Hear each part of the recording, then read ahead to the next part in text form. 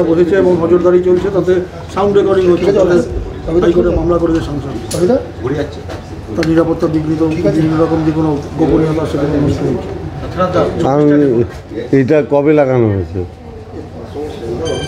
সাংসদ তো ভালো বলতে পারবে কবে লাগানো হয়েছে। সম্প্রতি লাগানো যে তিনি যখন বিজেপিতে যোগদান করেছেন তারপর থেকে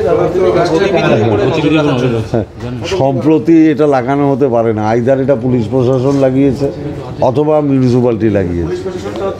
ও পুলিশ প্রশাসনের তরফ থেকে যদি এটা লাগানো হয়ে থাকে তাহলে নিশ্চিতভাবে পুলিশ প্রশাসনের কোনো ব্যাপার আছে। আর আমি জানি না, ডেটটা বললে সুবিধা হতো, কোন ডেটে লাগিয়েছে। আজকে তিনি অভিযোগ, এতদিন তো তিনি ওই নিরাপত্তা বলয়ের মধ্যেই ছিলেন। আর তার মজদুর ভবনে যখন তিনি এই প্রচুর রাউডিজম করছিলেন, প্রচুর ক্রিমিনাল মজদুর ভবনে ছিল, এখনও প্রচুর ক্রিমিনাল মজদুর ভবনে থাকে।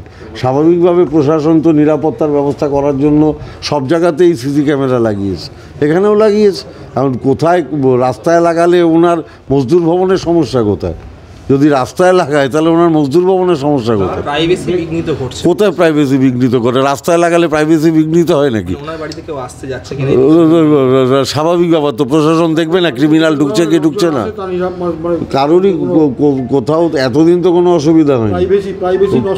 প্রাইভেসি বাড়ির মধ্যে প্রাইভেসি নষ্ট হয় নাকি? যদি কোনো ভদ্রলোক কারোর বাড়িতে ঢোকে তার কোনো অসুবিধা আছে নাকি?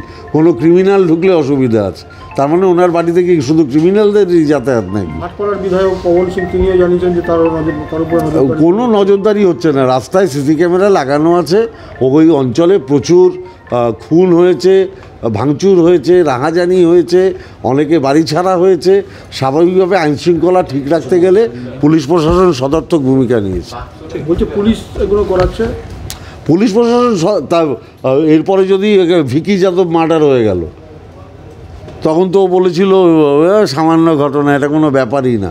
পরে তো দেখা গেল ওর ভাইপো জড়িত। বিজেপি আসার পরে, বিজেপিতে যোগদানের পরে না না, এগুলো পুলিশ প্রশাসন অনেক আগে থেকে লাগানো, অনেক আগে থেকে। এটা আজকের কথা না, 2019-এর পর থেকে এখানে লাগানো। ওটা 2019-এর পরে লাগানো, তারপরে 2022-এ আবার তৃণমূলে এলো।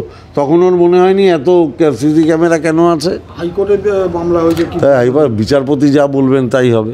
হ্যাঁ, হাইকোর্টের বিচারপতির উপরে আমি কথা বলতে যাবো নাকি?